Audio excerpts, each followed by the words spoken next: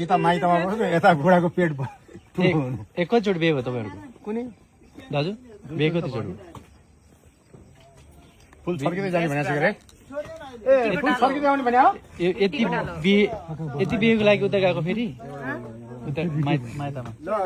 भन राम्रोसँग पहिलोचोटि भाउजूको बिहे हुँदाखेरि चाहिँ बाजा बजेको थिएन नि त अनि त्यो बाजा बजाउनै पर्छ सिस्टममा चाहिँ बाजा बज्यो तिम्रो त 4 चोटि बिहे भइसक्यो बाजा बजाएको कसरी चार्जर भाइ गर्न त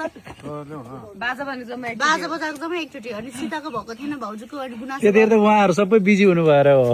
त्यही भएर यसपालि बाजा ल्याएको होइन आमा के हो बा कस्तो खालको छोरी जन्म हो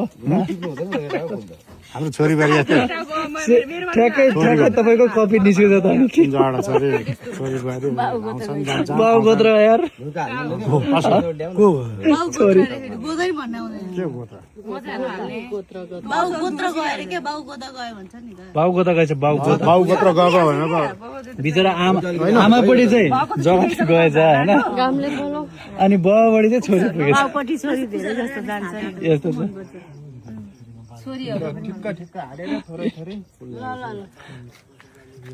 ल हामी चाहिँ अब ठ्याक लगाएर यहाँ सीता र जगतेको चाहिँ घरभित्र लाग्छौँ लास्टमा है हामी सबैजना गएपछि लास्टमा बाजा आउँछ बाजा रोक्नु भनेर उहाँले भन्नुहुन्छ त्यसपछि त्यहाँ पुगेपछि दाजु पार लाग्दैन भन्दै रोए त यता मैले हातले इसारा गरेँ कि बाजा रोक्नु है